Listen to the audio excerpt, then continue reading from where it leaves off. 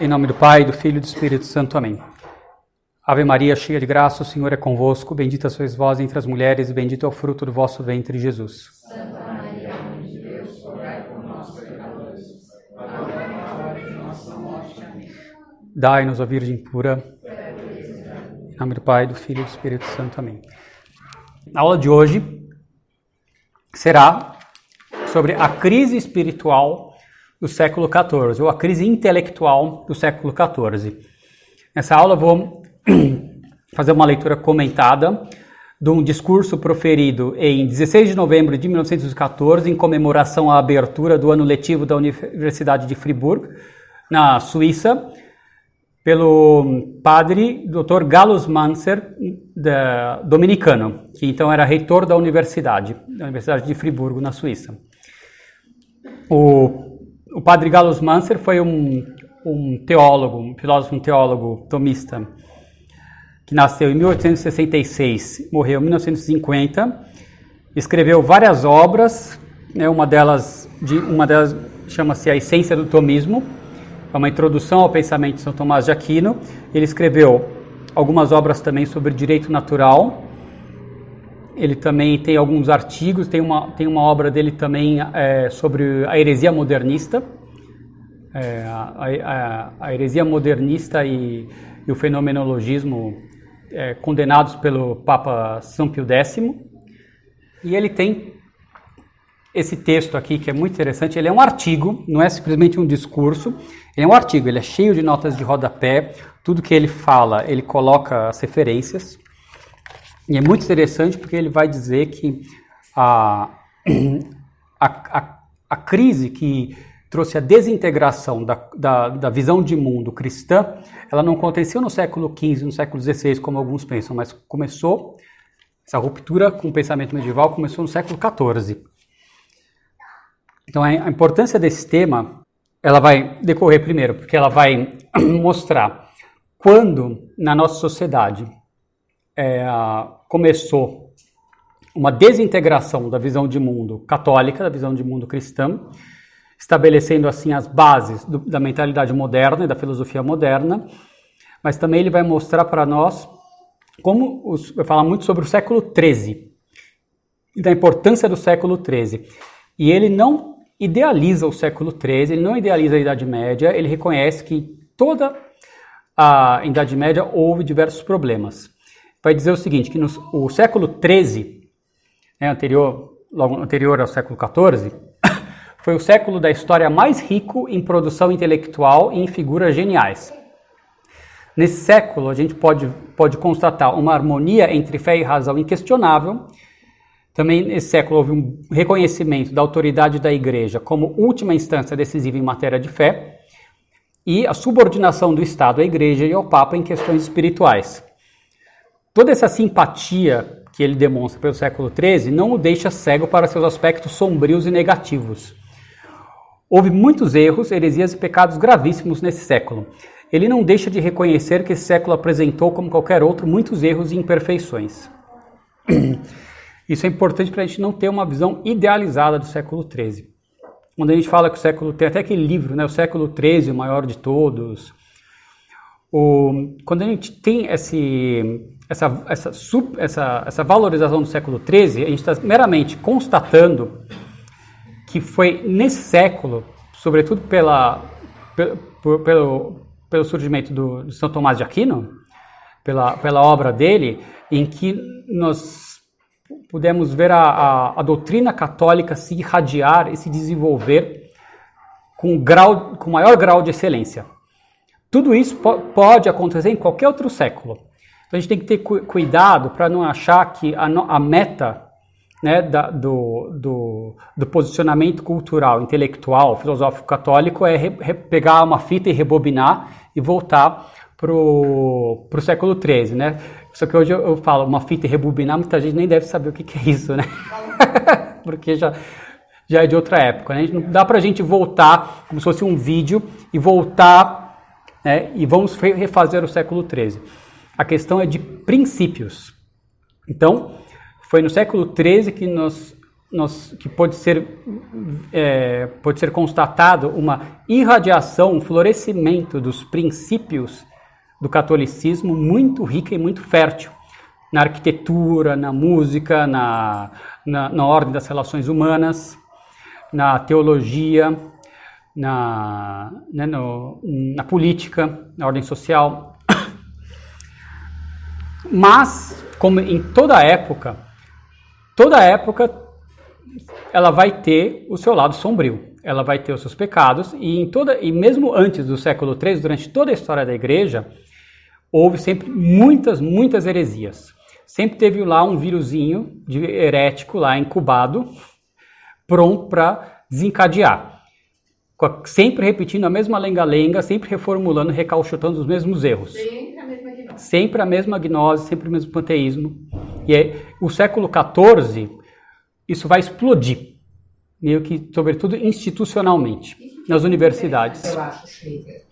Porque sempre essa corrente teve presente. Sempre teve presente. O que acontece no século XIV? Isso. Porque no século XIV, eles efetivamente começam a se expandir para o mundo inteiro até chegar no fim do século XX. Até ter o domínio absoluto de toda a civilização. Então, não sei, eu tenho essa impressão de que aconteceu alguma coisa diferente no século XIV.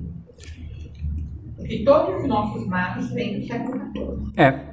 E o padre Gallus Manser fala isso, e vamos ver.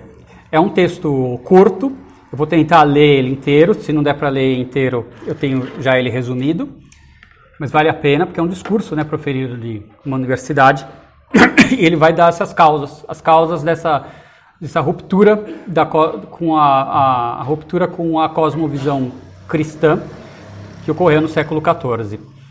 Ele vai dar várias causas. Geisteskrise. Geist pode ser tanto espiritual quanto intelectual. Também pode ser intelectual. Também tem gente que traduz o Geist por intelectual. Mas como intelecto é algo espiritual, que é uma noção que a gente tem, eu preferi deixar espiritual. Espiritual. Mas não é espiritual no sentido de religiosa. Não, ele tá. Então, aí é ambíguo. Quer dizer, o espiritual, esse termo Geist aqui para ele, talvez tenha a ver com a orientação intelectual, que também é espiritual, que a pessoa tem diante da realidade. Que ele vai usar o termo também para a visão de mundo, Weltanschauung. Então, é uma crise espiritual. Uma crise intelectual é uma crise espiritual. A crise aqui é uma crise de visão de mundo. É uma crise de visão de mundo. E visão de mundo é algo que é de ordem intelectual. Isso também, portanto, é algo espiritual.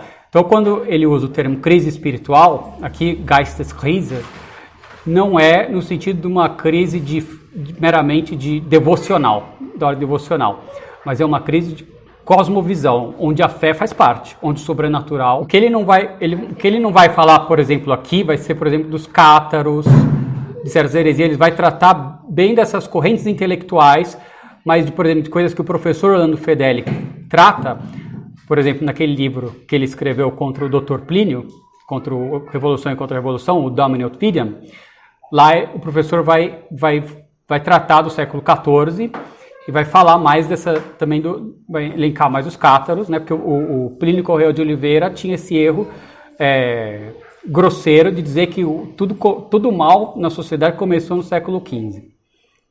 No risonho século XV, lá em século XIX. Então ele começa, eu vou ler aqui.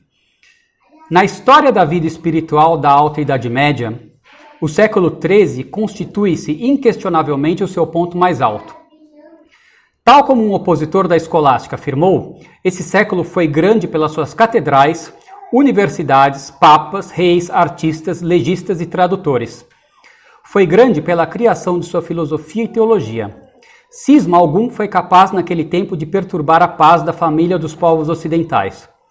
Um tremendo renascimento científico rapidamente ascendeu, rico e forte, por meio do desenvolvimento e labor do conhecimento aristotélico, neoplatônico, árabe e bizantino. As primeiras e mais renomadas universidades, Paris, Bolonha, Oxford, Montpellier, Cambridge, juntamente com Toulouse, Pádua e Salamanca, pertencem ao século XIII.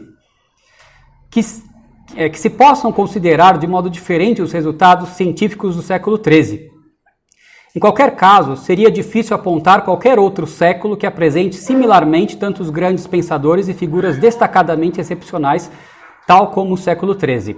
Menciono aqui dentre eles Guilherme de Auvergne, Alexandre de Hales, Alberto Magno, Tomás de Aquino, São Boaventura, Roger Bacon, Sigério de Brabante, Vicente de Beauvais, Mateus de Aquasparta, Raimundo Lúlio, Godofredo de Fontaine, Henrique de Gaunt, Duns Scoto e ambos os docentes de Oxford, Roberto de Grosseteste e Roberto de Kilwardby. Não quer dizer que todos esses sejam bons, né? Ele vai defender aqui o tomismo, São Tomás de Aquino. Os princípios a partir dos quais parte o pesquisador do século XIII são muito distintos. Seus métodos, horizontes e resultados são diferentes. Os pontos de vista oscilavam atabalhoadamente de modo confuso e tempestuoso, um tempo de extraordinária pluralidade. Ninguém ousou naquele tempo, pelo menos de modo aberto, colocar em questão a harmonia da revelação da Igreja com a sã razão humana. Todos reconheciam também a mais alta autoridade da Igreja como a última instância decisiva em matéria de fé. A subordinação do Estado à Igreja e ao Papa em questões espirituais, em spiritualibus, era também considerado algo inabalável e sólido. Com o dogma cristão da criação, da creatio, a Igreja opunha um salutar baluarte contra certos pontos obscuros do ensinamento do aristotelismo, sobretudo ao neoplatonismo monista e ao arabismo dele completamente imbuído. A gente já vai tratar disso tudo aqui. Em poucas palavras, o século XIII era, em sua tendência dominante, inclinado à Igreja. Mas, caríssimos, esse era somente um de seus lados. Também a razão, em seu sentido mais amplo, era compreendida devendo ter os seus direitos. A razão e as ciências, disse Picavet, e ele não é nenhum seguidor da escolástica, eu não conheço esse autor, né? Ele diz, a razão e as ciências se encontram por toda parte no século XIII. Para os espíritos audazes e mais destemidos, toda a natureza deveria ser cientificamente uma segunda revelação de Deus, de modo a servir de alicerce como síntese racional da doutrina da revelação sobrenatural, da Sacra Teologia, da Regina Omnium Scientiarum, a rainha de todas as ciências. Ou seja, a natureza, o estudo da natureza, ele dá suporte para a teologia. Aqui ele está citando uma coisa que o primeiro livro que Deus escreveu para o homem foi o livro da criação, o livro da natureza. É possível, mediante o exame intelectual da ordem da natureza, chegar a certas verdades a respeito de Deus. Por isso que ele fala aqui, metaforicamente, que a natureza, cientificamente, é uma segunda revelação de Deus. Porque as verdades que estão expressas na ordem natural, expressas por Deus, que foi Deus que instituiu essa ordem, a ordem ontológica, a ordem do ser, elas confirmam as verdades do Evangelho, as verdades da revelação. Há uma harmonia entre as duas, porque o autor das duas é Deus, é o mesmo autor, então não pode haver contradição. Mas no século XIV vai surgir, né, ou mesmo no século XIII já vai ter gente dizendo que pode haver contradição. A gente já vai tratar disso.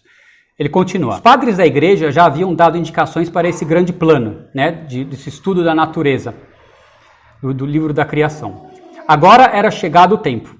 O enorme material do tesouro de conhecimento do passado, que acabava de ser aberto, deveria servir de material de construção. O espírito cristão deveria ser o guia. O ponto de partida era constituído pela abstração, ao menos para os tomistas. Então, o ponto de partida do conhecimento da realidade, do conhecimento da natureza, pelo menos para São Tomás de Aquino, é a abstração. Essa operação intelectual. Ele já vai explicar aqui. Ele continua. A individualidade volátil na natureza só possui, então, valor científico. Volátil, quer dizer, mutável, só possui, então, valor científico se ela for remontada em sua multiplicidade à unidade na essência quidditas, universal. Aqui assenta-se a única âncora das leis científicas imutáveis e objetivas, inclusive dos primeiros princípios da demonstração e do princípio de causalidade. Ou seja, pela abstração, nós conhecendo a realidade, nós conhecemos a essência das coisas, ou a sua quiddidade. A quiddidade quer dizer a essência das coisas, quanto presente no intelecto, quanto conhecida. E a gente conhece essa essência que é universal. A gente tem conceitos universais. E é sobre isso que está fundamentado a ciência, sobre isso que está fundamentado o conhecimento da realidade, o conhecimento do livro da natureza, isso no século XIII. Que é, então, como ele diz, a única âncora das leis científicas imutáveis e objetivas. Porque se não tiver isso, como você vai afirmar uma coisa imutável, um princípio imutável na realidade? Daqui, e somente a partir daqui, é possível uma ascensão ao ser e à natureza de uma alma imaterial e a Deus, causa primeira inteligente, cujo espírito eternamente imutável explica as essências imutáveis das coisas e suas leis, e com isso possibilita a ciência. Então, somente a partir da abstração, a partir dessa operação intelectual, a partir dos conceitos universais, é que você pode chegar ao conhecimento de uma alma imaterial, né, ao conhecimento das coisas espirituais. E ao conhecimento de Deus, como, né, causa não causada de todas as causas.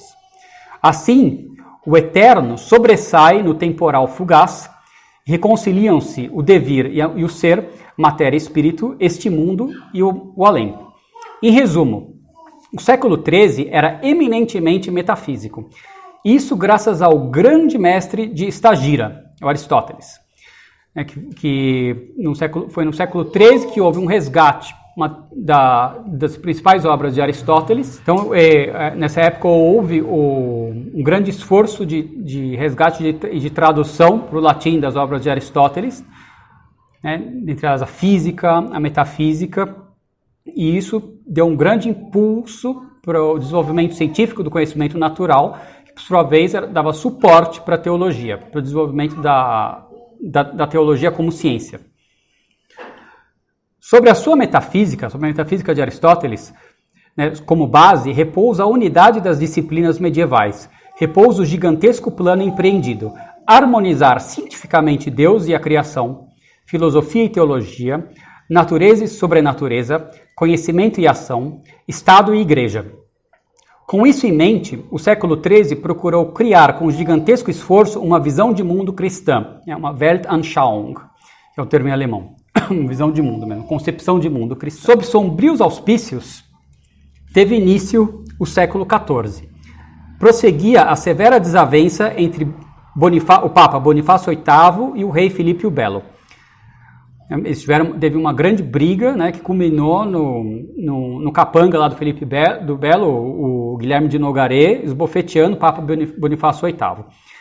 Sobre isso, vocês assistam a aula que está online no canal Flos Carmelli sobre a crise do papado no final da Idade Média, que foi uma aula do professor Orlando Fedeli. Então, logo teve início a luta maligna entre o papado e o imperador Ludwig da Baviera, ou Ludovico da Baviera. Então, seguiu-se o grande cisma do Ocidente, de 1378 a 1417, enquanto 2 e 3 papas exigiam obediência dos fiéis, né? Aquilo que Santa Catarina chamou de o excesso de mal, até que finalmente o Concílio de Constança colocou um fim a pelo menos essa desgraça. Geralmente, transfere-se o colapso efetivo da visão de mundo medieval para o século XV e início do XVI, época de Pomponatius, que era um filósofo que viveu de 1462 a 1526. Na minha opinião, isso está errado. A grande crise do pensamento medieval ocorre no século XIV, razão porque eu gostaria de apresentar algumas evidências e causas explicativas. Que é também a tese do Bento XVI. A tese do Bento XVI, de vários outros autores também, né? Então, no século XIV, houve uma desintegração da visão de mundo cristã. A desintegração da visão de mundo cristã, ou melhor, a desintegração da visão de mundo cristã teve início no século XIV. Essas verdades que foram características do século XIII, que nós nomeamos anteriormente, né, a harmonia entre fé e razão, a subordinação do Estado à Igreja, essas verdades começaram a ser questionadas e negadas por diversos pensadores desse século, já estabelecendo as bases sobre as quais a mentalidade moderna iria posteriormente se erigir. Então, houve uma ruptura com o pensamento medieval e a fundação de uma nova época intelectual ou espiritual. A briga entre o Papa Bonifácio VIII e o rei Filipe o Belo, o grande cisma do Ocidente foram talvez os principais acontecimentos históricos que contribuíram para o colapso dessa visão de mundo. Então ele vai começar a tratar então no século XIV. Mas é estranho isso, é estranho ele pôr a razão de uma mudança na mentalidade em acontecimento político. Eu acho que não, ele não coloca a razão nisso. Ele não coloca, ele coloca isso dentro, enquanto acontecimento histórico, isso foi uma das coisas que contribuiu. Ele não vai ter nem essa posição, não. Ele vai ter uma posição que vai ser, foram as escolas... Essa última frase que você falou, então? Essa frase é interpretativa minha, a partir do texto dele, tá? Que a briga de Bonifácio VIII e Filipe o Belo, o grande cisma do Ocidente, foram talvez os principais acontecimentos históricos que contribuíram para o colapso dessa visão de mundo. Tá, ele não vai dizer com essas palavras, as palavras são minhas, mas ele vai dizer que isso aqui, porque houve, isso aqui despertou uma desconfiança no papado. Houve uma crise, para isso basta a aula do professor, a crise do papado no final da Idade Média, que, imagina, você ter três entre aspas, papas ao mesmo tempo, e com doutrinas que a gente vai ver, que diziam que o Estado, que a igreja tem que estar subordinada ao Estado. Ou seja, havia uma mentalidade de desconfiança em relação ao papado, em relação à autoridade da igreja. Tinha o conciliarismo, que a gente vai ver, que diz que o papa é só um primus inter pares, tem uma igualdade de poder com os outros bispos. Primeiro entre iguais. Primeiro entre iguais. Então, esses acontecimentos contribuíram para fortalecer as ideias. Mas ele vai dizer que o principal são as ideias, e é isso que eu vou falar agora. Ele diz o seguinte: a história da filosofia do século XIV conhece 5 orientações espirituais principais, que são, primeiro, o misticismo, representado pelo gnóstico Mestre Eckhart. Ele não chama o Mestre Eckhart de gnóstico, a gente já vai ver, diz que é panteísta. Só que para o padre Gallus Manser, ele usa o termo panteísmo como sinônimo de qualquer identificação, para explicar qualquer concepção de identificação entre a criatura e o Criador. Qualquer imanentismo. Então o padre, ele não faz distinção entre panteísmo e gnose. Mas a gente já vai explicar isso. Então tem essa corrente do século XIV, misticismo, que tem o maior representante no gnóstico Mestre Eckhart, e nos seus discípulos da escola mística renano-flamenga, Tauler, Suso e Ruysbroeck, que depois vão influenciar a devoção moderna do Gert Groth. Que enganaram tanta gente que Santo Afonso cita Tauler na novena de Natal. Até quando eu fiz a tradução lá, eu pus, ele fala Tauler, eu pus um místico e tirei o nome de Paulo para não divulgar. E não só isso, é beato. É beato, foi beatificado no século XIX. Então. Ele e o Ruysbroeck. Então, acho que ele o Tauler eu não sei. O Suso e o Ruysbroeck são beatos. O Tauler acho que não. Estou meio desconfiado, acho que não é o Tauler, não. Quem cita o Tauler muito? Acho que é o Suso. É o São Paulo da Cruz. Eu não quis falar, justamente para não divulgar o Tauler. Isso. Essa escola... Isso. São a Fonte de Glória é o Suso. Isso, porque aí vai... Esses místicos da escola renano-flamenga, eles vão ter... O padre Gallus Manser vai dizer que eles vão ter expressões que são panteístas, eles vão influenciar a devoção moderna, que por sua vez vai influenciar a imitação de Cristo, do Tomás de Kempis, a mentalidade do Tomás de Kempis. Também outra corrente, outra orientação espiritual principal do século XIV é o averroísmo, que, resumidamente, os averroístas defendiam a noção da dupla verdade, ou seja, que alguma coisa pode ser demonstrada falsa em filosofia, mas ser verdade em teologia, e vice-versa. Uma coisa pode ser verdade na revelação, mas pode ser demonstrada filosoficamente como falsa. Ou seja, uma contradição, não tem mais uma harmonia entre fé e razão aqui. E a concepção também de um só intelecto para todos os homens, a unicidade do intelecto, a unidade do intelecto. Contra o qual o São Tomás de Aquino vai escrever uma obra muito importante. A outra corrente, o tomismo, isso do século XIV, depois de São Tomás ter morrido, e que vão ser aqueles que defendiam as posições intelectuais de São Tomás de Aquino, embora não sem imperfeições. Ele vai criticar porque no século XIV não surgiu nenhuma mentalidade tão genial bastante para dar continuidade à obra do Aquinas. e eles tiveram o defeito de ser meramente reativos, ou meramente não, predominantemente reativos. Então eles estavam mais focados em defender São Tomás das acusações dos seus inimigos, né? Tem até aquela história do Corruptorium, né? Eles tinham um livro, uma série lá de um livro lá que escreveram, acho que uns franciscanos, se eu não me engano, para refutar o São Tomás de Aquino. Aí esse livro chamava Corretorium, e aí os dominicanos chamavam de Corruptorium esse livro. Então eles estavam mais engajados na polêmica. Isso é um grande erro, a gente vai ver isso aí.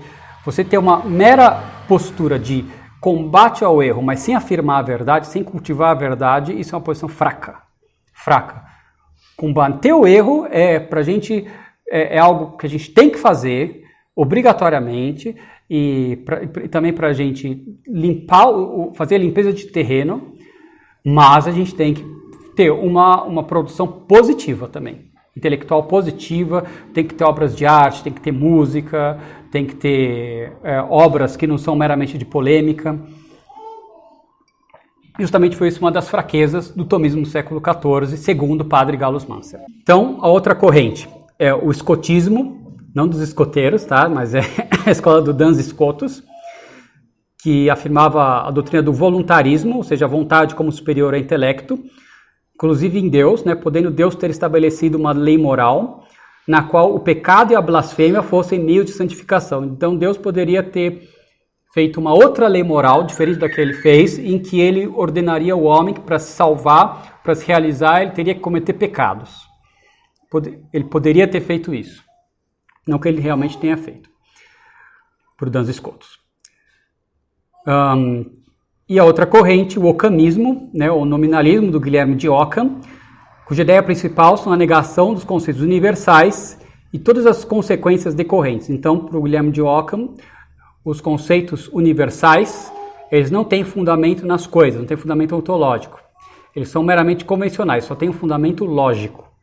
A gente já vai tratar disso depois também. Muito bem, então vamos começar. Então ele diz: a história da filosofia do século XIV conhece 5 orientações espirituais principais: misticismo, averroísmo, tomismo, escotismo e occamismo. Caríssimos, não temam nem se preocupem. Irei recorrer a essas orientações somente na medida em que elas exerceram uma influência significativa no processo de decomposição da visão de mundo cristã, e farei isso somente de modo breve e no que diz respeito aos seus traços mais concisos. Falta de originalidade, sutileza dialética exagerada, inúteis disputas de escola, linguagem rígida e bárbara são geralmente consideradas como o lado sombrio do século XIV. Entretanto, elas são somente de importância secundária e, em parte, mais já um efeito do espírito naufragante, o espírito que está se afogando, né, do que uma causa desse mesmo espírito. Encontramos um momento de decomposição ou desintegração muito mais profundo no misticismo. Não negligencio, agora é que ele vai colocar uma desculpinha aqui, que é desagradável, ele fala: não negligencio com isso que mestre Eckhart, que viveu de 1260 a 1327, admirável e apaixonadamente fez pelo soerguimento da língua alemã e para interiorização da vida espiritual religiosa. Ora, o mestre Eckhart era um herege que foi condenado por João XXII. Uma pessoa que defende erros, porque ele divulgou o alemão. Então. Ele tá mais ou menos assim, olha. Que nem o Papa que falou que Lutero tinha um bom latim. Isso. Hoje em dia, Lutero. Aqui me parece que é uma fraqueza também, uma suspeita, uma mera conjectura. Ele escreve em 1914, a gente está numa crise modernista grave, e já há muito tempo um movimento para tentar reabilitar o mestre Eckhart. Acho que sobretudo na ordem dominicana. Então, talvez ele está no meio daquilo e ele ficou com medo de atacar fulminantemente. O mestre Eckhart, ele acabou tendo uma posição meio anestésica. Só que ele vai atacar aqui o Mestre Eckhart, vocês vão ver, ele vai criticar bastante, mas ele quer colocar uma virgulazinha e dizer que, passar um algodãozinho aqui, né, reconhecer que ele fez algo pelo ressurgimento da língua alemã, porque tem os sermões de Mestre Eckhart. Então, porque o Mestre Eckhart, ele tem os sermões dele em alemão, e naquela época você não tinha o uso da vernáculo, né? Assim, para ser publicado, né? Para ser em manuscrito, produzindo manuscrito. E essa coisa de interiorização da vida espiritual religiosa, eu suponho que ele esteja falando aqui dos discípulos do Mestre Eckhart, que são esses místicos da escola renano-flamenga, que foram gerar a devoção moderna, e essa coisa do Tomás de Kempis, de imitação de Cristo, que tem uma tendência de interiorização, e devemos reconhecer, meio exagerada muitas vezes. A imitação de Cristo tem uma hora que ele fala lá que a companhia dos homens, ele fala... Que aos homens, menos homens foi. E toda vez que me junto aos homens, menos homens foi, ele... É o contrário da renovação, a imitação de Cristo, e ele defende uma vida que é o contrário da vida de Cristo. Isso. Muito bem, ele coloca essa virgulazinha desagradável, mas aí, né, ele passa o algodãozinho e depois desce a marreta no Mestre Eckhart. Depois da injeçãozinha, né? Fala, contudo, a linguagem científica recebeu em sua boca uma ambiguidade nunca antes conhecida. E o que é pior, nele triunfou o monismo neoplatônico. O monismo neoplatônico vai dizer que tudo é Deus. Tudo é um só ser. Basicamente isso. Alguém irá e poderá continuar a discutir sobre o significado de suas posições individuais. Mas a negação de qualquer distinção... deixa eu falar um pouquinho aqui, antes de ler isso aqui. Bom, o Mestre Eckhart, ele foi um dominicano, né, que viveu de 1860 a 1327 e que lecionou como bacharel sentenciário na Universidade de Paris e posteriormente tornou-se mestre em teologia. Bacharel sentenciário é uma posição que era obrigada a ser cumprida na Universidade de Paris para você obter o título de mestre em teologia.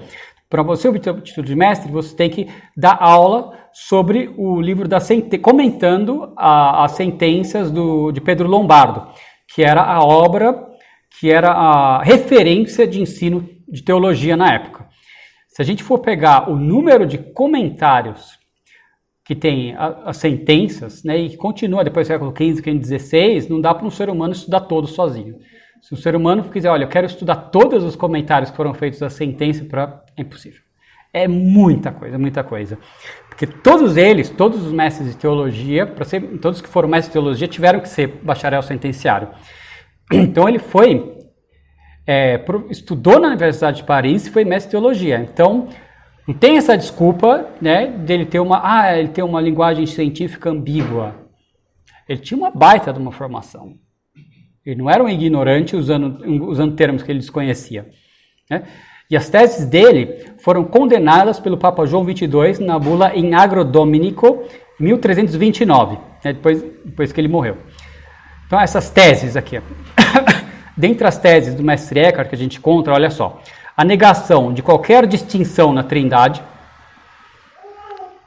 baita heresia. Negação de um ser próprio da criatura, a criatura não tem o ser dela. Então, quem é o ser dela? É Deus, né? A criação, ou ela é nada ou ela é Deus. A criação como uma eterna e necessária emergência interna de Deus, do particular ao geral, ou seja, a criação é algo imanente em Deus. É uma tese que depois a gente vai encontrar também em Hegel, né, nos idealistas alemães, e o Hegel, acho que se não me engano, ele cita o Mestre Eckhart.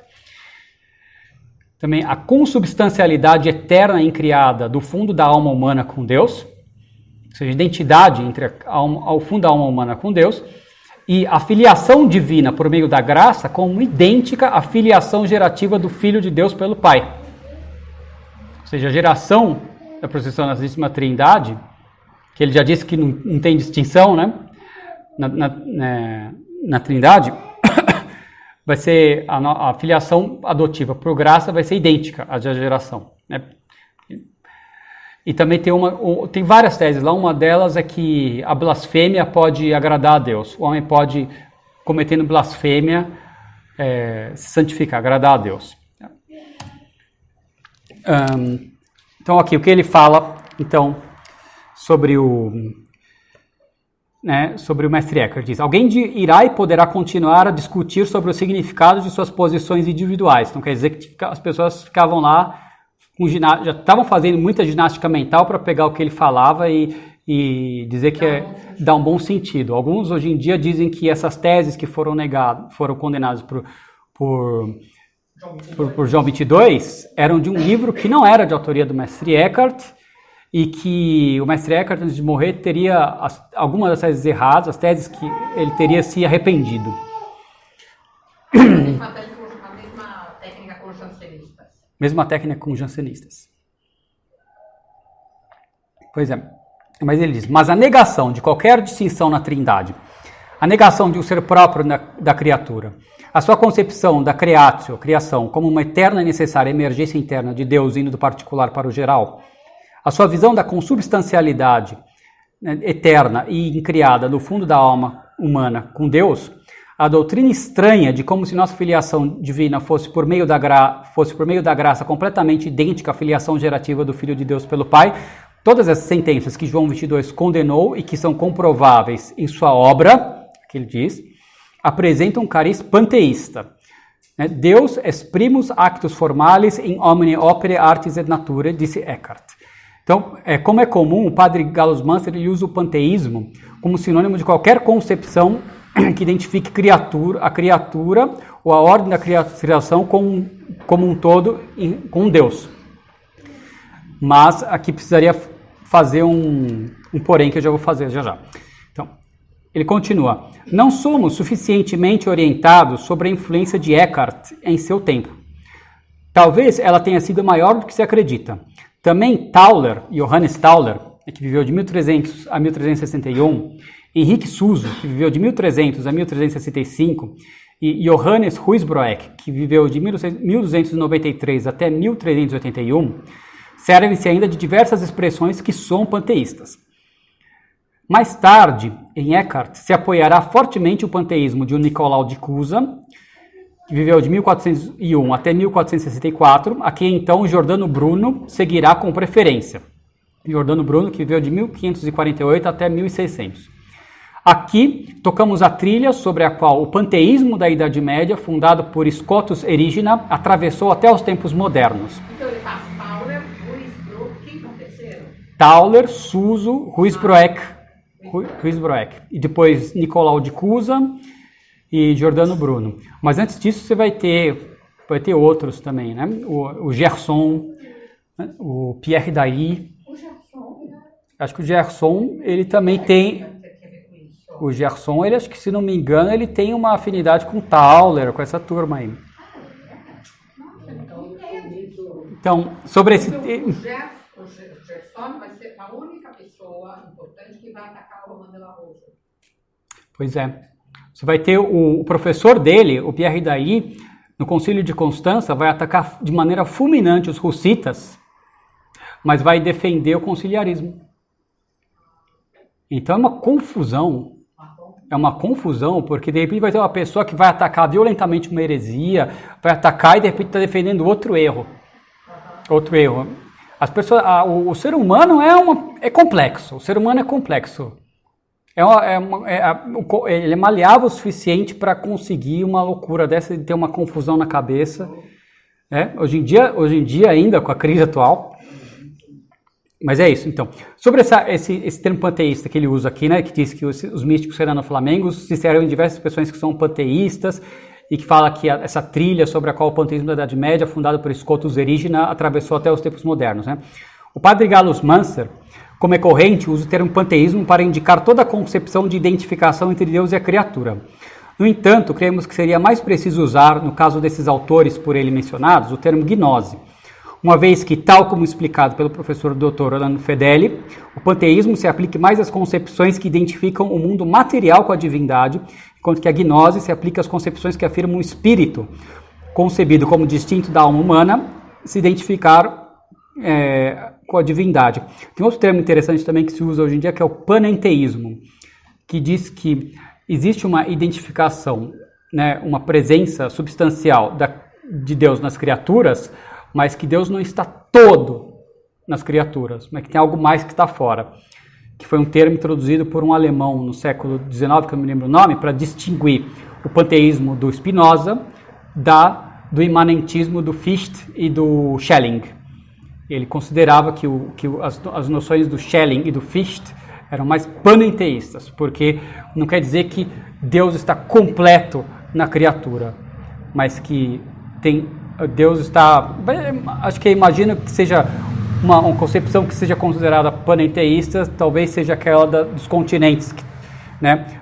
Tem um continente, um grande bloco de terra desigual, coberto cuja superfície está coberta por água, e quando você olha por cima da água, aparecem várias ilhas separadas, mas no fundo é tudo um continente. Essa poderia ser, de alguma maneira, quando a pessoa isola a ilha e desconsidera que tudo é um continente, seria panenteísta, talvez. Quando isola, quando ela está... se a gente considerar que a água é o mar da matéria que separa a ilha do continente, esse mar da matéria, né, meio que... Eu não sei explicar aqui, eu estou fazendo uma conjectura. Tá? Seria essa distinção, né, poderia dizer que o completo está no todo, mas tem uma parte que está na criatura. Já é uma concepção estúpida, porque Deus não pode se dividir. Então, Deus, para essa concepção, Deus não é ato puro. Mas aqui, por exemplo, para exemplificar com o mestre Eckhart, né? Ele é gnóstico e não panteísta, porque é no fundo da alma. É no fundo da alma. O homem tem espiritual, isso. É no fundo, ou seja, não quer mais espiritual. É no que é mais espiritual. Exatamente. Que nem o padre Paulo Ricardo. O padre Paulo Ricardo fala a mesma coisa, que existe uma natureza divina, né, sobrenatural, dentro da natureza humana. Também um erro, né, dessa mesma linha.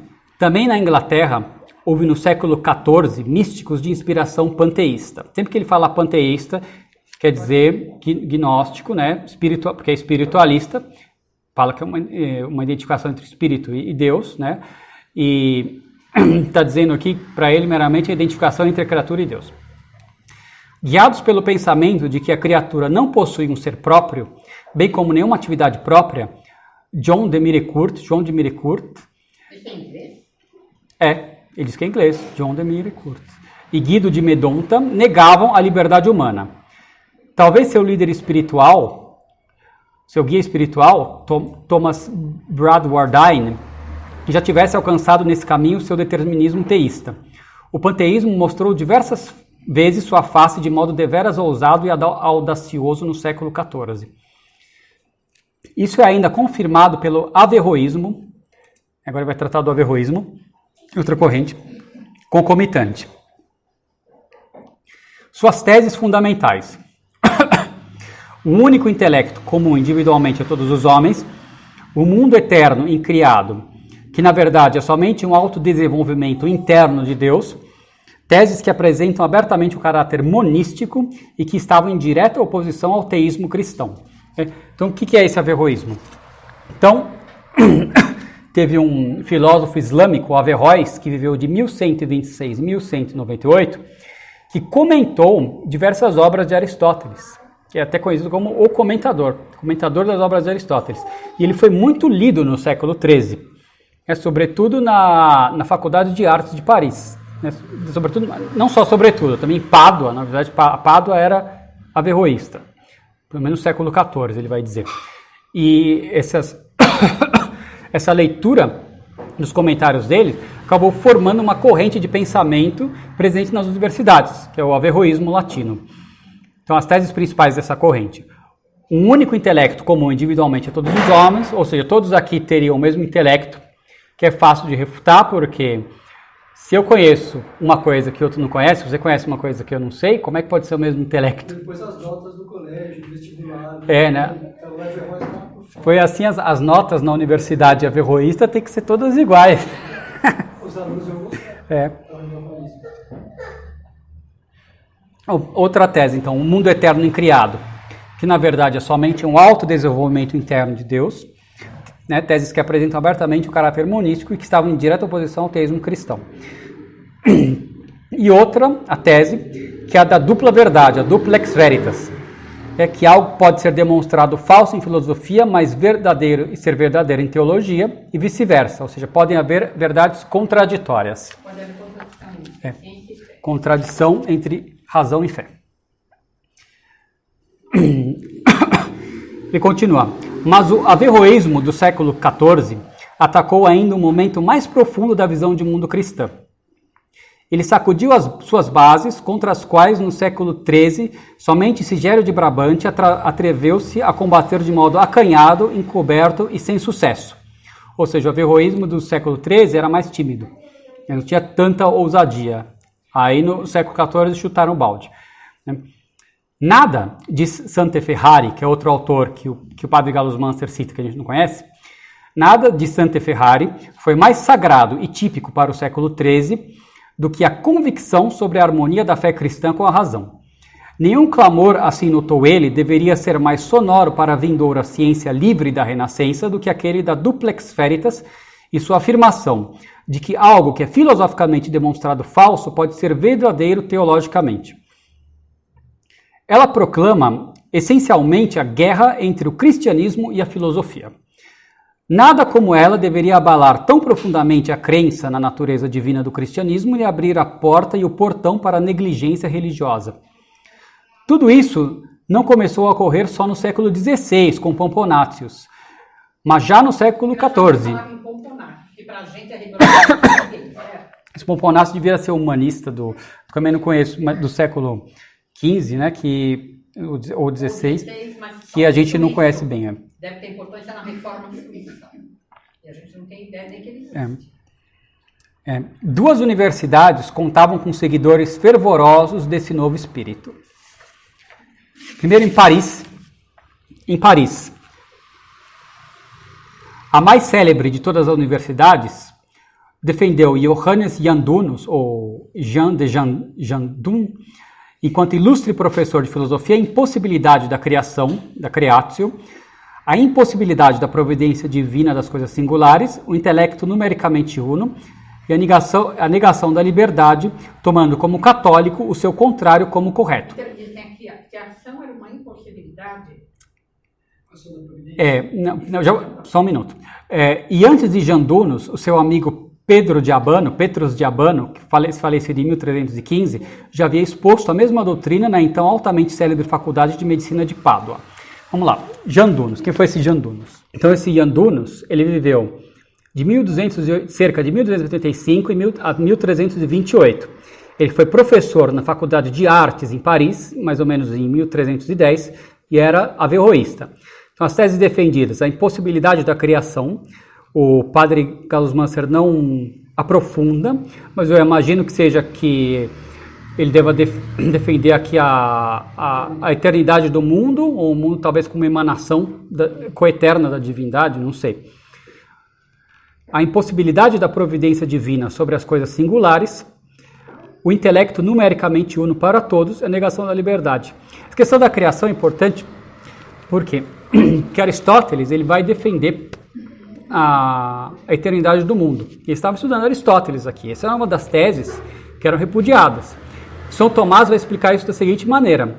Realmente, que o mundo tenha sido criado, que o mundo tenha tido um começo no tempo, é algo que você não pode provar pela filosofia. Quer dizer que a pessoa que ela não tem o conhecimento da revelação, é razoável ela concluir que o mundo pode ter eterno. Mas não quer dizer que ele é uma emanação, não quer dizer que ele é uma emanação de Deus, hein? Quer dizer que Deus, coeternamente, a criação sempre existiu. É criação, é contingente, é distinta de Deus, é infinitamente, Deus continua extrínseco e infinitamente distante da criatura. Mas você só tem segundo Tomás de Aquino, a descobrir que o mundo teve um começo pela revelação. E o que São Tomás diz é que nem se pode, pela razão, determinar que o mundo não é eterno, que Deus não criou desde toda a eternidade, Mas também não se pode provar pela razão que Isso. é eterno. Os argumentos que tentam provar que o mundo é eterno são falsos. Isso, então, aí que tá. Não quer dizer que você conclui com a filosofia que o mundo é eterno. Que aí haveria, aí que tem a duplex veritas. Quer dizer que a filosofia chega numa verdade e a revelação diz outra. Aí que está um dos casos da duplex veritas. Estaria a tese da dupla verdade, né, dos averroístas. Ele vai defender também a impossibilidade da providência divina sobre as coisas singulares, ou seja, aquilo que é singular não está sujeito à providência divina, o intelecto numericamente uno para todos e ligação da liberdade. Ele não especifica mais sobre isso, só diz isso. Ele diz ainda, esse novo espírito contava no século XIV com mais amigos do que se acreditava previamente. Quem era o amigo dele em Pádua? Pedro de Abano. Petrus de Abano. Em Pádua ainda vai ter outro amigo dele, que é o Marcílio de Pádua. Esse aí é tremendo. Vão ser todos que vão fazer a corte, né, os teólogos da corte, os juristas lá, legistas da corte do Ludovico da Baviera, né?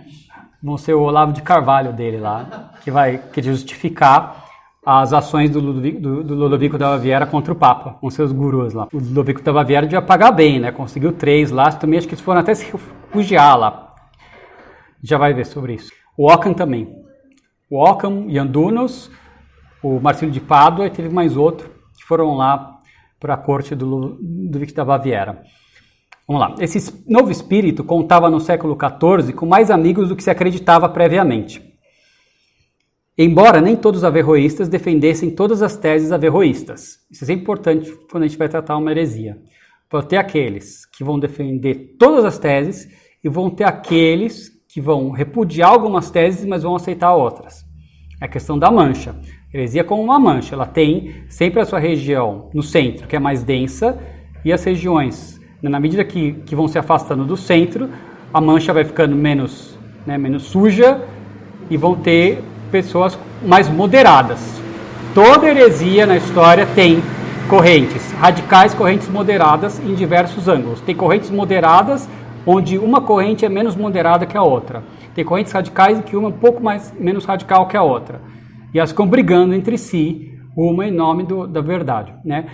E aí as pessoas que são vulneráveis, né, talvez não tenham uma formação sólida, uma vida espiritual bem fundada, elas começam a achar que os moderados têm razão, que os moderados têm ortodoxia em relação aos radicais.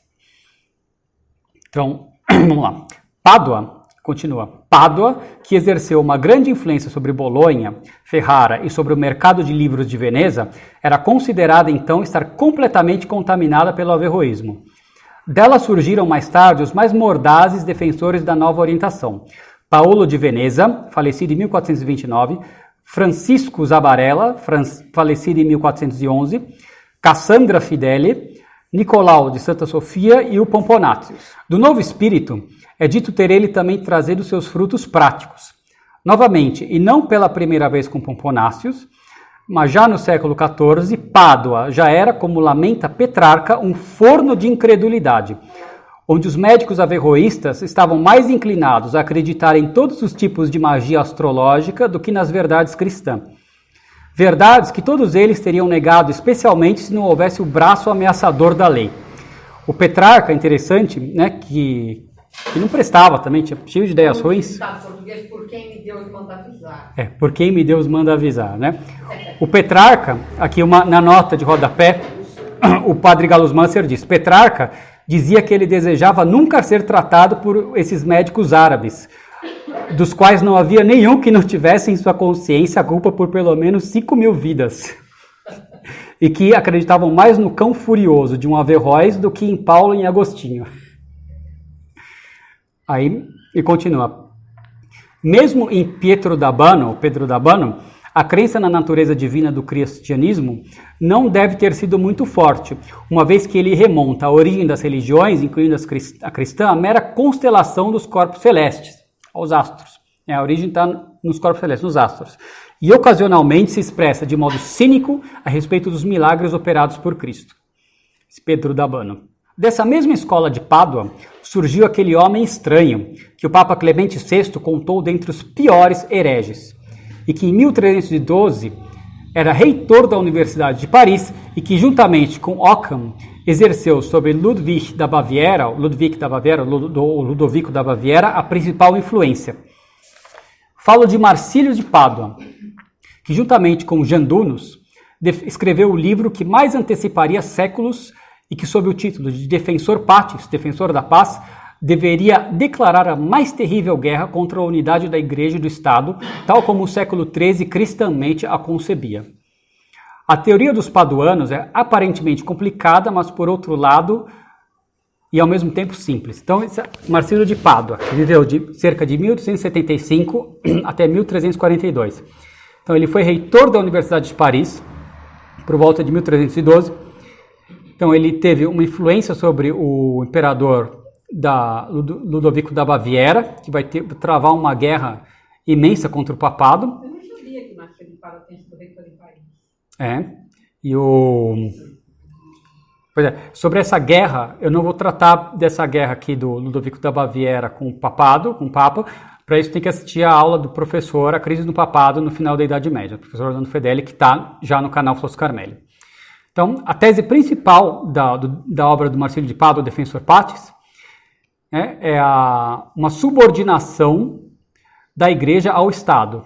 Ou seja, não é o Estado que está subordinado à Igreja, é o contrário. A Igreja tem que subordinar ao Estado. Então, ele é o precursor da concepção moderna de separação entre Igreja e Estado. Vai dizer o seguinte, sobre essas teses, do Marcílio de Pádua, que ele vai dizer que é aparentemente complicado, mas ao mesmo tempo simples. Padre Gallos Manser continua. A finalidade e o propósito do Estado não é apenas o bem-estar dos cidadãos nesse mundo, mas também o eterno. A fonte de toda a autoridade estatal é a soberania do povo. Olha só, ele vai defender essa tese aí que o poder vem do povo, o poder não vem de Deus. Que, enquanto maior a autoridade legislativa, elege, remove e supervisiona aqueles que exercem o poder. Se o Estado também garante o bem-estar eterno do povo, a Igreja estaria abaixo dele. E assim se dá, segundo Marcílio de Pádua. Mas Marcílios faz uma importante distinção para os tempos posteriores. Então ele vai dizer que na Igreja há um duplo poder. Primeiro poder. O primeiro é essencial para o sacerdócio, decorre de sua instituição divina e consiste no poder de consagrar outros padres e bispos e de perdoar os pecados. Aqui são todos os padres do mundo todo, de jure divino, iguais entre si. O bispo não tem nenhuma primazia sobre o simples padre, nem o Papa Romano sobre os demais bispos.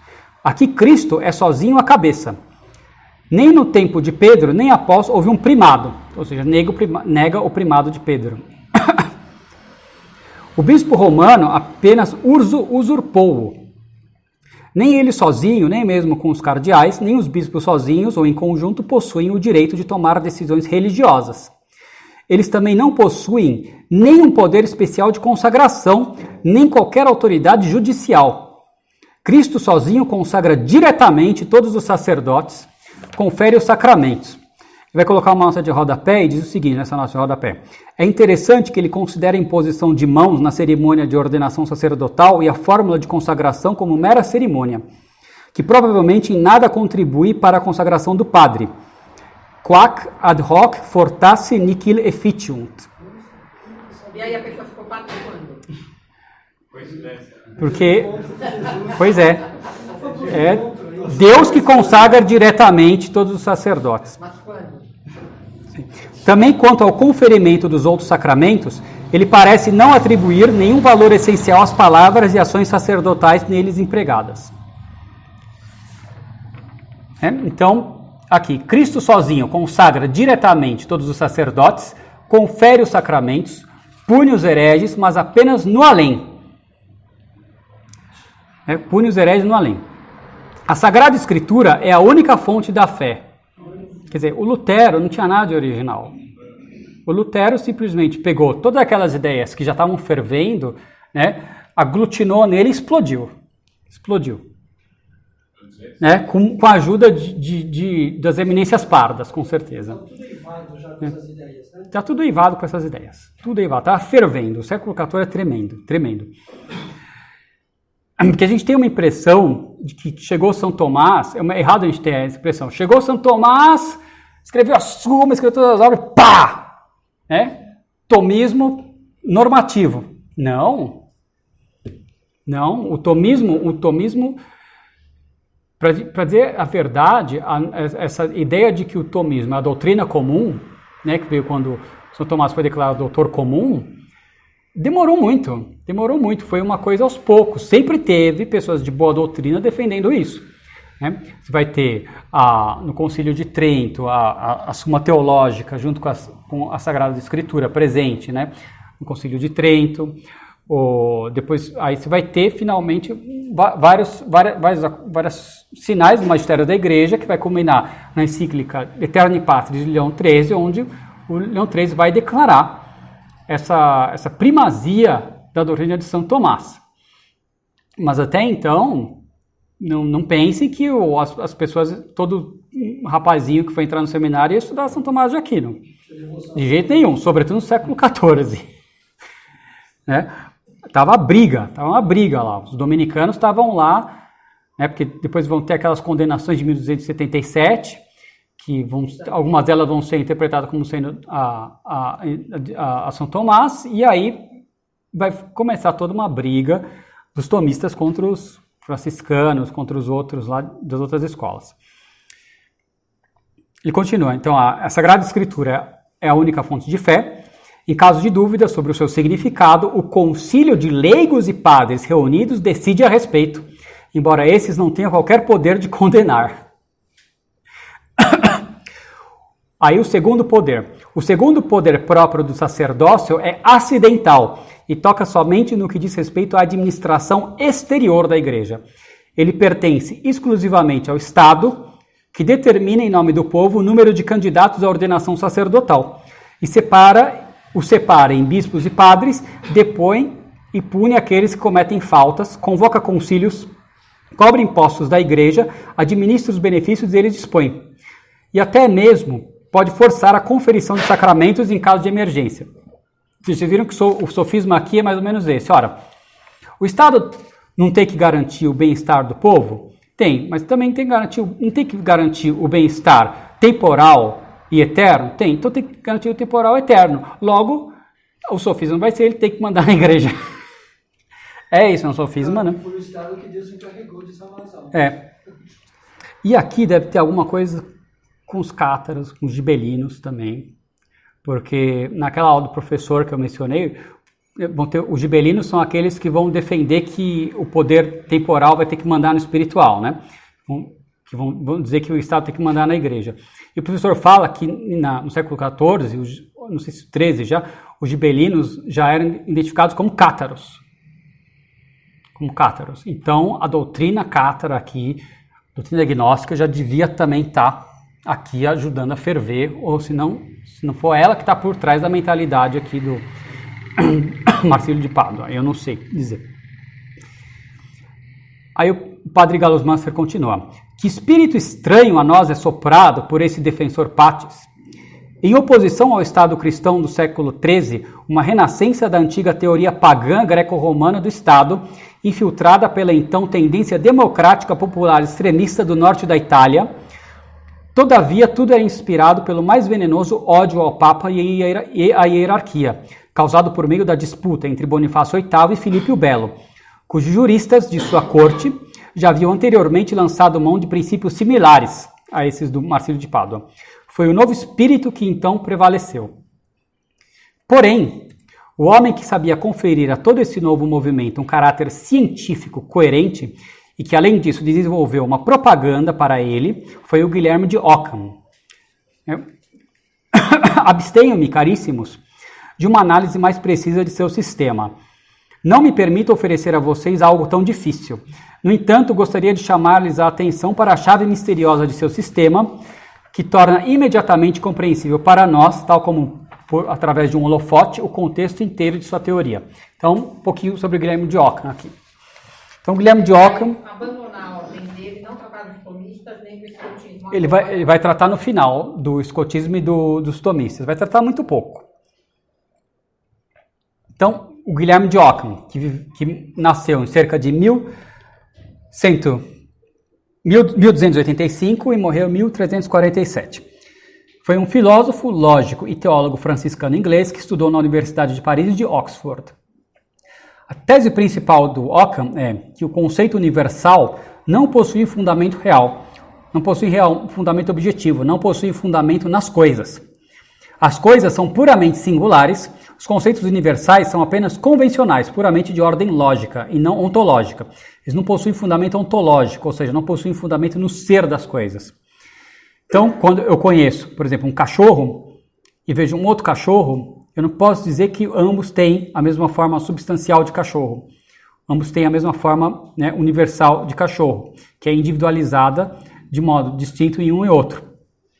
Então, quando eu formo essa ideia de cachorro, quando eu olho para uma coleção de diversos cachorros, esse conceito de cachorro é meramente convencional, meu, que eu faço uma síntese a partir de uma similaridade que eu encontro nesses indivíduos, mas que eles não têm nenhum fundamento. Né? Os seres que eu vejo são puramente individuais. Não tem como dizer, isso aqui também, o ser dele também é de um cachorro. Não. A ideia do cachorro é meramente uma ideia, conceito universal. Assim, uma coisa lógica que não tem fundamento na ordem real. Então também, ele defendia também, o Guilherme de Ockham, que o Papa estava subordinado ao concílio geral, o conciliarismo, ou seja, uma igualdade entre os cardeais, entre os bispos. As teses do Ockham foram condenadas pelo Papa João XXII e o que ele não coloca aqui, se eu não me engano, mas que eu li no livro do Bonino, na breve história sobre a filosofia medieval, o Ockham chegou a defender que o Papa João XXII era herege e, portanto, não era Papa. Era ser devacantista. Por causa daquela história do purgatório lá? Eu não sei se é por causa da história do purgatório, que realmente o Papa João XXII ele defendia, não é do purgatório, é que o Papa João XXII defendeu uma heresia, pois ele mesmo se condenou, olha como ele se comendou. O Papa João XXII condenava todo mundo, até ele... Isso, o Papa João XXII condenou um monte de heresia, até ele mesmo. Então ele tinha uma heresia que era aquela que dizia que a alma bem-aventurada, depois da morte, ela só vai ter a visão beatífica depois da ressurreição. Então, enquanto não vem a ressurreição, ou melhor, enquanto não vem o julgamento final, as almas estão dormentes e não têm a visão beatífica. Nem para o céu, nem para o inferno. Nem para o purgatório. Então, sabe, e aí, isso é um erro, porque assim que a alma morre, aí, ou ela vai para o purgatório, ou para o céu, ou para o inferno. Se ela vai para o céu, ela já vai ter a visão beatífica. Isso é um erro. E o próprio Papa João XXII se condenou. Mas como ele se condenou? Ele não se condenou em vida. Ele deixou um documento condenando essa tese como herética para que fosse lida depois da morte dele. Aí passou uns dias depois que ele morreu, deixou lá no testamento, uma espécie de testamento lá, e leram essa tese. Aqui, está condenado pelo Papa João XXII essa heresia. Engraçado que o Jacobus da Espanha, o Magíster Jacobus do tratado que eu estudo, o Speculum Musite, repete esse erro do João XXII. Eu acho que então, não sei se ele não tomou conhecimento ou se essa parte do tratado foi escrita antes da condenação. Ele defendeu isso num sermão. Defendeu isso num sermão. Mas eu dizia essa tese correndo. É. Não deve ter inventado também. Uhum. Devia ser. Então, sobre o Ockham. Tem um autor chamado Hauck, também que eu não conheço. Hauck chamou Ockham de desbravador do caminho percorrido da teoria do conhecimento medieval para a moderna. Isso está muito bem dito. Ockham opôs a seguinte afirmação extrema contra Duns Scoto, que havia atribuído ao universal na natureza um significado exagerado. Há na natureza somente o singular, universal. O universal não é de modo algum realmente fundado.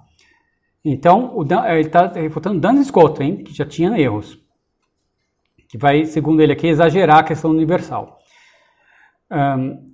Consequentemente, nós conhecemos somente singulares, somente coisas singulares. Então, para o Ockham, nós só conhecemos coisas singulares. Consequentemente, o objeto do conhecimento sensível e espiritual são, em conteúdo, o mesmo. O singular individual factual. Consequentemente, não há quaisquer essências comuns das coisas diversas fundamentadas na realidade.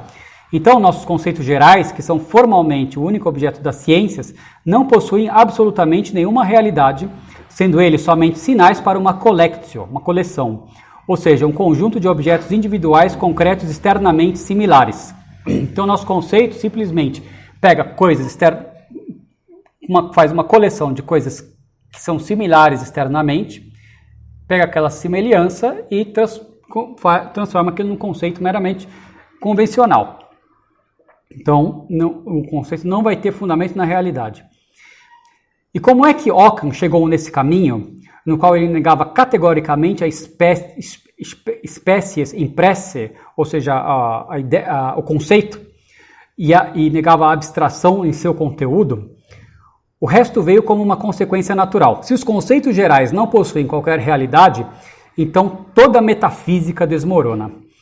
Então os conceitos ser, substância, causa, efeito, etc., possuiriam um significado meramente subjetivo, o que Ockham admite.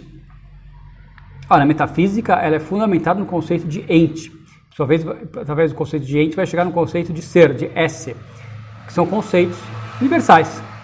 Se você nega que esses conceitos têm um fundamento na realidade, tem metafísica. Não tem.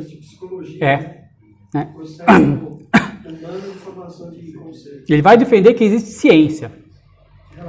O Ockham vai defender que existe ciência, mas ciência é uma coisa lógica, realmente lógica. A gente vai acabar lendo assim, facilmente levaria as teorias de Kant. Facilmente leva as teorias de Kant. A mente tem formas que ela joga nas coisas. Classificá-las, mas as coisas em si não tem nenhuma relação entre elas. Isso. Eu não estou vendo que as coisas são. Ele continua. Então, titubeia o princípio de causalidade, o grande pilar de toda a ciência, o que é novamente admitido por Ockham. Então, desmorona o princípio de causalidade. Não tem como estabelecer uma relação de causa e efeito nas coisas. Então, titubeia toda a demonstração da existência e dos atributos de Deus, da imaterialidade espiritual da alma e da materialidade espiritual da alma. Também tudo isso Ockham admite, e de modo bastante lógico, ele nega também a distinção entre as ações boas em si mesmas e as más em si mesmas. Ou seja, separa a ética da metafísica. Então, ele nega que haja distinção entre ações boas em si mesmas e ações más em si mesmas. Aí a coisa está vendo onde vai indo, as consequências vão indo. Tudo moderno aqui. A respeito da Igreja e do Estado, ele se expressa de modo notadamente astuto e cauteloso. Contudo, a subordinação da Igreja ao Estado e do Papa ao Concílio Geral pertencem à visão de seu ensino. Haja um ou mais papas, isso não importa para a unidade da Igreja. Não importa para ele. Em um ponto, ele ultrapassa Marcílio de Pádua. Vai mais longe. Ele não somente nega o primado do Papa e sua infalibilidade, mas também coloca em questão a infalibilidade do Concílio Geral, que deve ser constituído por padres e leigos, sem se reunirem com o Papa e que, em caso de emergência, pode ser convocado pelo imperador. Bem no espírito do século XVI, Ockham defendeu de modo sinuoso e repetidamente o pensamento. Agora, não sei se eu inverti o 16 com 14, hein? Agora não sei aqui.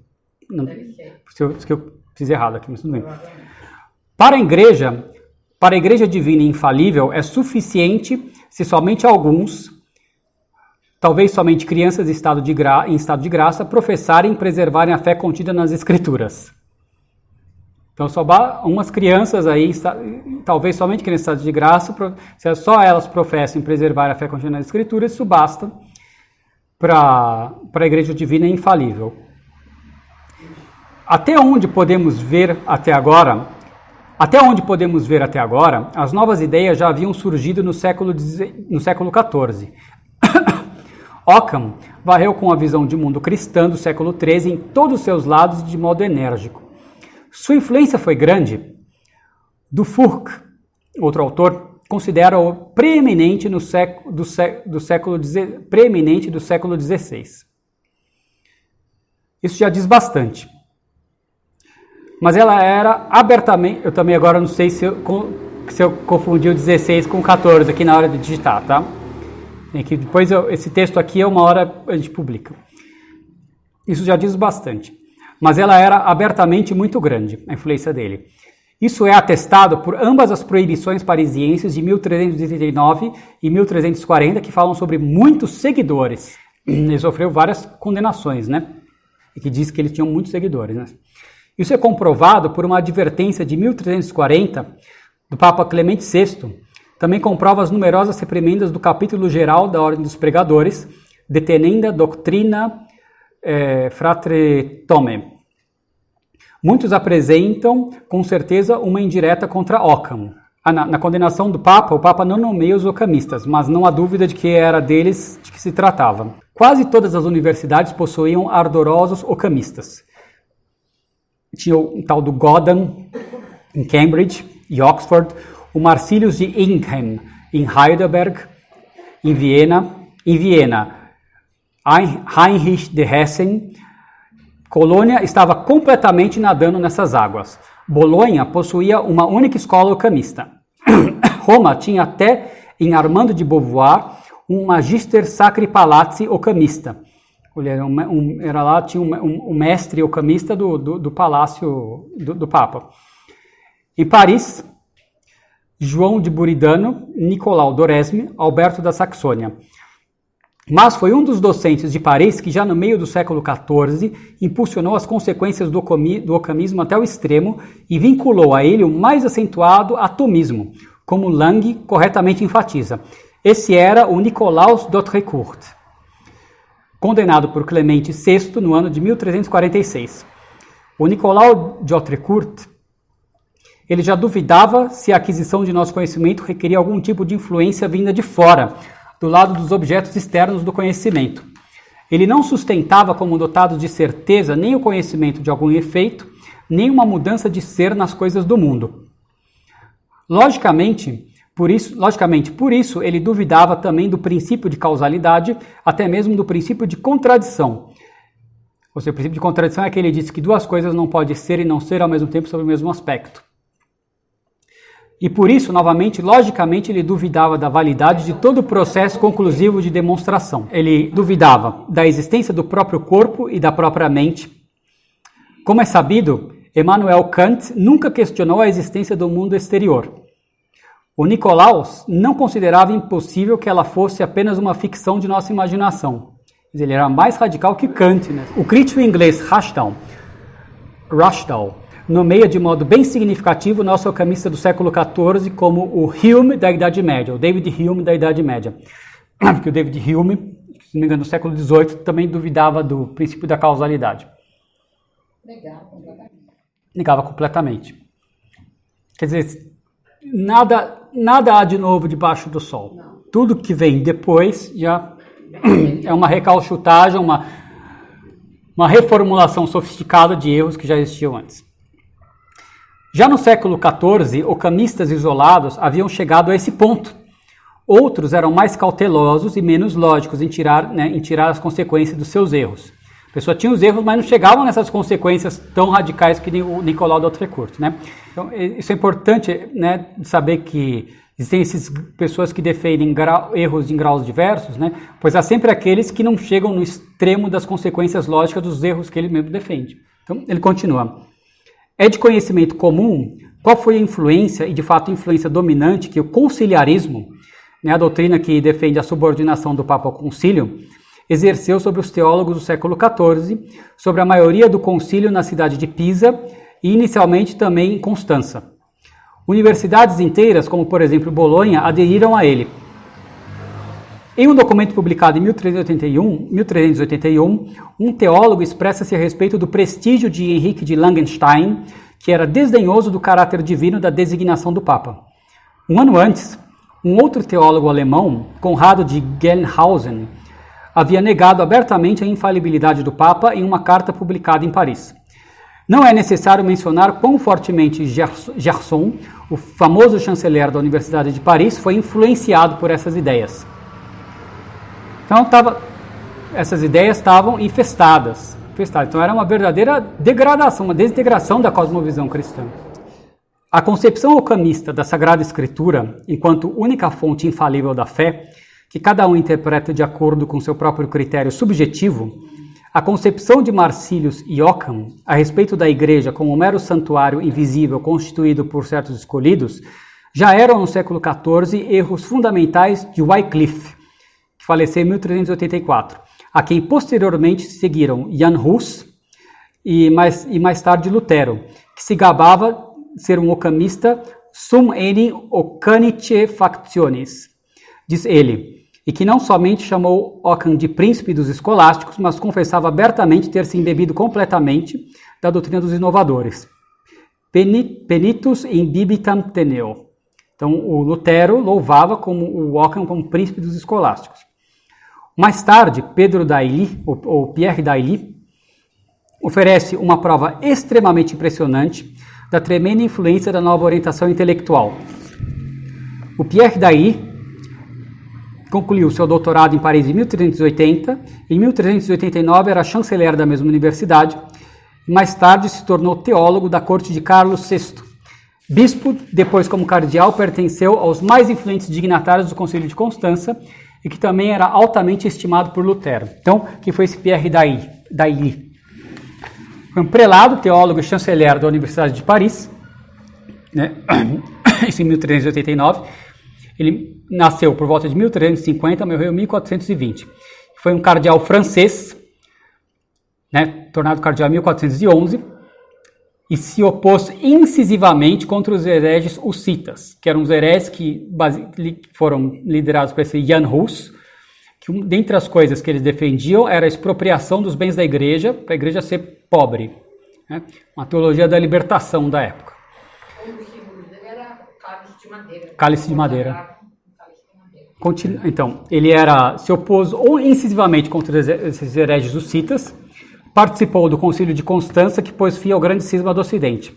Então, olha só a confusão. Primeiro, o Pierre Dailly, ele tomou partido do antipapa de Avignon, Bento XIII, e foi por isso tornado bispo.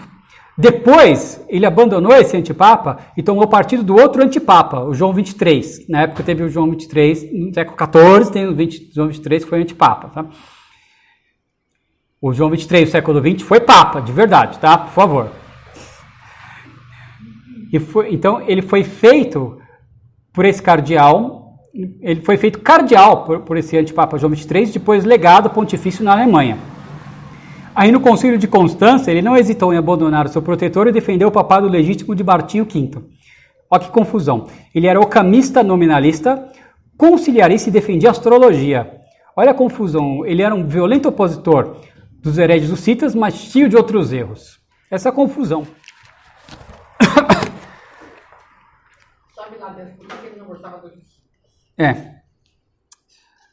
Aí, em sua tese de habilitação de o Pierre Dailly subscrevia todas as teses filosóficas fundamentais de Occam, ou seja, tal como esse último, ele era também um opositor da abstração e por isso negava a realidade dos conceitos gerais. Desacreditava no princípio de causalidade, tomava a existência de Deus como algo não demonstrável e nem mesmo considerava ser demonstrável que o homem tivesse um fim acima de si mesmo. Em um ponto, ele ia mais além do que Occam. Ele também desacreditava da objetividade do conhecimento dos sentidos. Em sua tese de habilitação de 1380... Mas não é uma pessoa que de fazer qualquer coisa. Pode... na hora. Pois é. Porque ela achar que convém, que é mais oportuno. Talvez, eu não conheço a doutrina dele aqui, é que talvez ele diga que, olha, é que nem alguns desses fideístas falam, né? Olha, a imortalidade da alma não pode ser provada filosoficamente, então a gente adere por fé. Então talvez ele tenha aderido todas essas questões por fé. O David Hume também tem uma coisa assim, ele vai negar o princípio de causalidade, mas vai dizer que por costume, alguma coisa assim, é melhor a gente acreditar nessas coisas. Em sua tese de habilitação de 1380, ele nega abertamente a infalibilidade de qualquer autoridade eclesiástica exterior visível, a do Papa, a do Concílio Geral, sobretudo a da Igreja Particular de Roma. Ele também visava a ideia da infalibilidade de uma igreja comum e invisível, constituída por aquelas pessoas individuais que possuem interiormente a verdadeira fé e a graça. É estranho e revelador a respeito da influência do ocamismo que uma tese de habilitação desse tipo tenha sido, contudo, prontamente aceita pela Universidade de Paris. Olha só, a tese dessa foi aceita na Universidade de Paris, hein? olha como estavam as coisas do século XIV. A gente fica achando, só o século XX, com a crise modernista, com o Concílio Vaticano II, é que tá tudo, as universidades de teologia, a universidade de filosofia, as universidades católicas estão infiltradas de heresia. Não, o século XIV foi terrível também. É estranho e revelador, isso eu já falei. Mais tarde, no sínodos de Pisa e de Constança, Pierre Dailly defendeu essencialmente como teólogo as mesmas ideias, apesar de outras diversas mudanças de frente. Você foi defender num sínodo essas ideias heréticas. Uma característica típica do caráter antimetafísico da nova orientação do século XIV é seu pronunciado voluntarismo. O verdadeiro metafísico atribui as leis ao ser das coisas, e essas ideias imutáveis de Deus, através dos quais também a vontade divina é pressuposta. Assim, por toda parte, o que é conhecido precede, em toda a ordem especulativa, o que é desejado. Ou seja, eu só posso desejar, querer ao que eu conheço. Logo, o conhecimento é anterior ao desejo, ao querer alguma coisa. Então, é isso que ele diz. Assim, por toda parte, o que é conhecido precede, em toda a ordem especulativa, o que é desejado. Essa concepção intelectualista possibilita o reconhecimento de ações morais que são em si mesmas más, que jamais podem ser agradáveis a Deus, pois são contrárias às suas ideias eternas e, portanto, à sua essência, como, por exemplo, a mentira, o ódio a Deus e a blasfêmia. Isso sozinho é uma barreira efetiva contra o absolutismo ou relativismo moral absoluto. Já nas teorias dos inovadores do século XIV, e não somente depois, aparece tão frequentemente o pensamento de que tudo é igualmente verdadeiro, igualmente bom e igualmente mal diante de Deus. Então, o pecado, o vício e a virtude seriam iguais diante de Deus. Essa ideia é do século XIV, vem do voluntarismo. A isso diz respeito a afirmação do mestre Eckhart, Deum blasphemia laudare. Então, é possível prestar louvor ao Deus pela blasfêmia.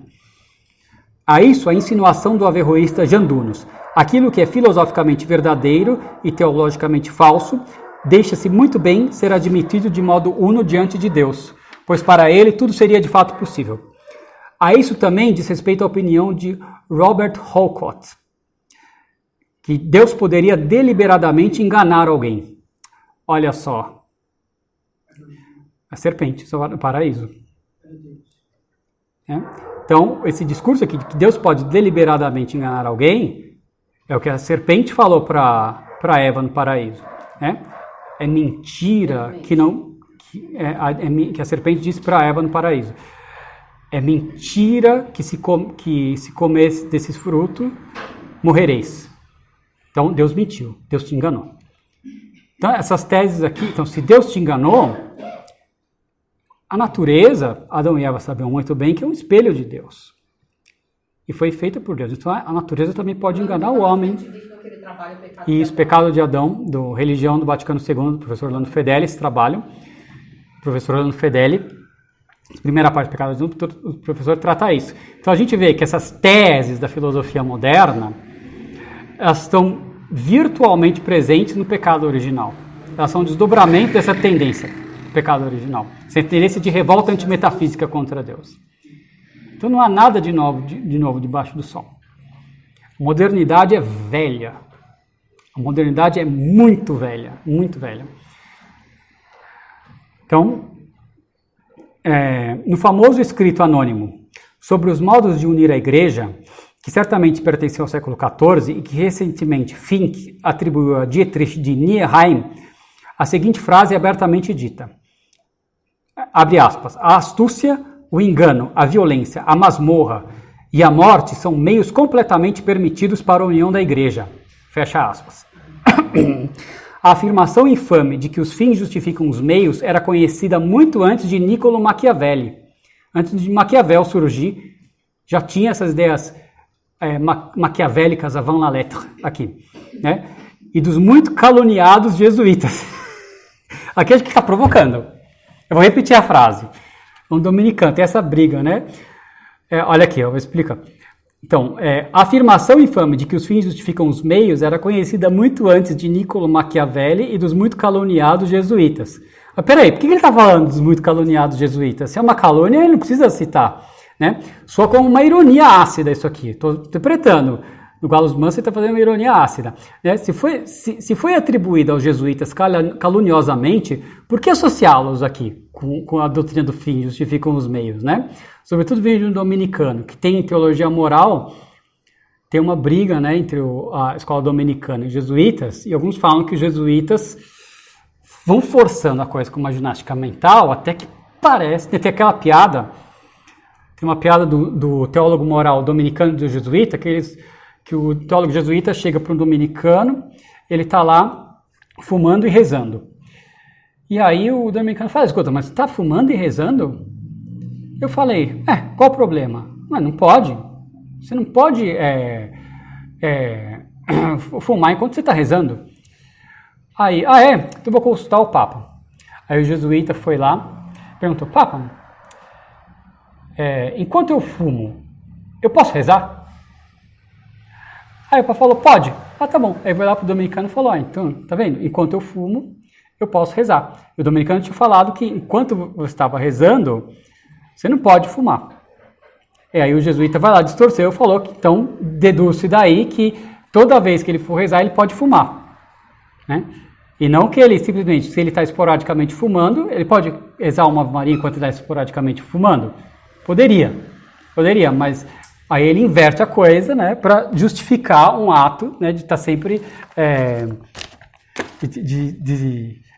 de poder rezar dessa maneira tanto impiedosa assim. E aí tem essa briga, aí, não sei, me parece uma ironia do padre Gallus Manso aqui. De acordo com Nicolaus de Autrecourt, Deus prescrever o ódio a Deus e, se ele o fizer, será mais meritório odiá-lo do que amá-lo. Melhor, se Deus prescrever o ódio a Deus, será mais meritório odiar a Deus do que amar a Deus. É isso aqui, a tese do voluntarismo. Então, a lei moral ela não tem fundamento metafísico, não tem fundamento no ser de Deus, para os voluntaristas. Tem um fundamento meramente na vontade de Deus, no capricho de Deus. Então, Deus poderia estabelecer a lei moral contrária, em uma inversão dos 10 mandamentos. Então, os sofismas de Occam chegam aqui e ali quase no limite do sacrilégio, como diz o protestante Ritter. Ele também mantém que o ódio a Deus, o roubo e o adultério não são ações más em si mesmas.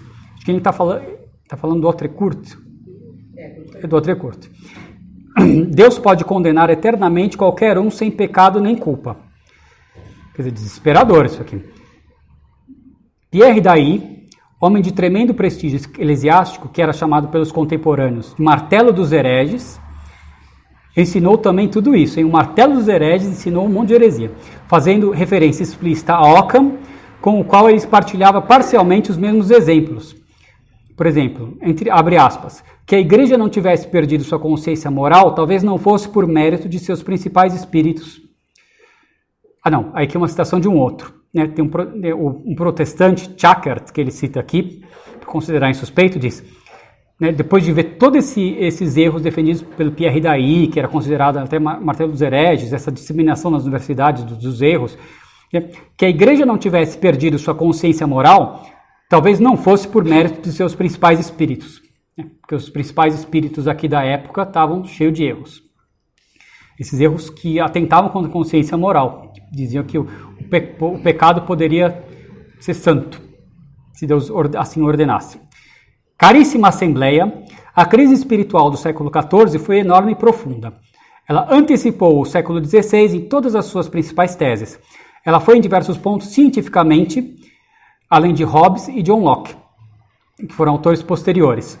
Ela foi estremecedora para a visão de mundo do século XIII por meio de suas profundas tendências monistas subjetivas antimetafísicas que penetravam em todos os círculos e que minaram a distinção e a harmonia entre fé e conhecimento, filosofia e teologia, igreja e Estado, conhecimento e desejo, conhecimento metafísico e empírico.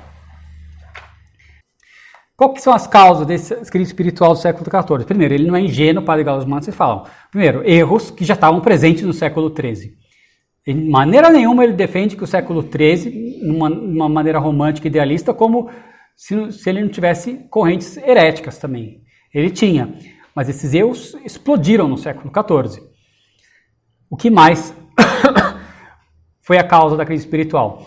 Concepções confusas a respeito da relação entre fé e razão, o voluntarismo de Duns Scotus e seus continuadores, a frivolidade nos empreendimentos institucionais de formação acadêmica nas universidades. Por frivolidade, ele diz, começaram a conceder títulos de maneira, né, as pessoas viam por meio de dispensas, as pessoas começaram a distribuir os títulos acadêmicos sem mérito. Então ia uma pessoa lá, arranjava uma dispensa e não precisava cumprir todos os pré-requisitos acadêmicos para conseguir um título de mestre. Então isso contribuiu para a decadência das universidades. Houve uma desintegração da disciplina e da austeridade monástica das ordens religiosas. Houve a peste negra, que teve um genocídio, né? Cometeu um genocídio entre aspas, enorme. Então fez as ordens religiosas perderem muita gente.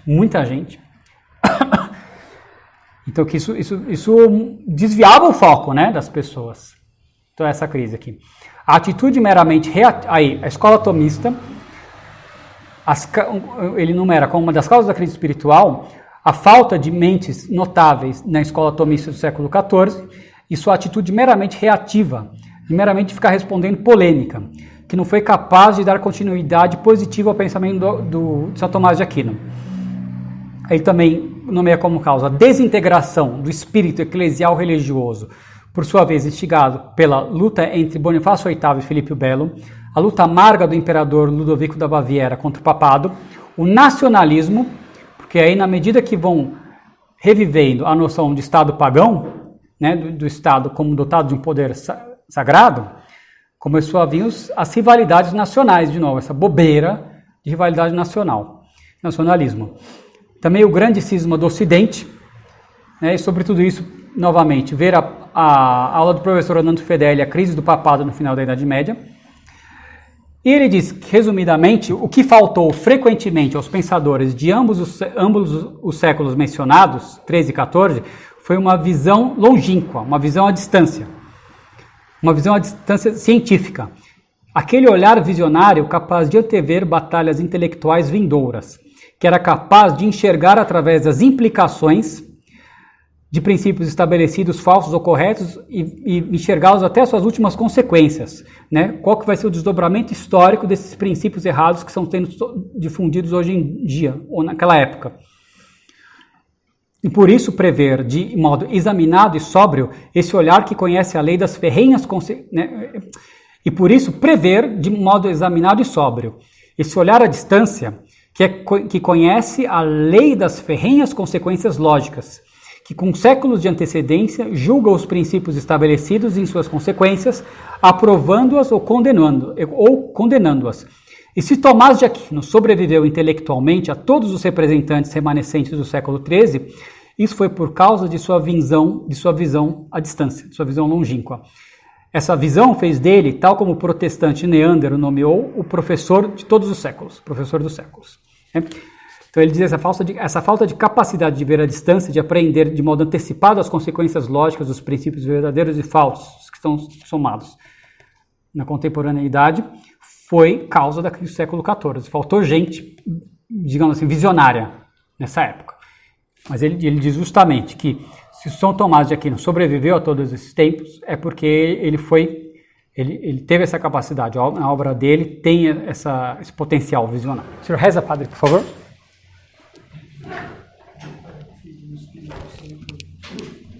Ave Maria, cheia de graça, o Senhor é convosco. Bendita sois vós entre as mulheres. Bendito é o fruto do vosso ventre, Jesus. Santa Maria, Mãe de Deus, rogai por nós, pecadores, agora e na hora de nossa morte. Amém. Doce coração de Maria, seja a nossa salvação. São João Deus, rogai por nós.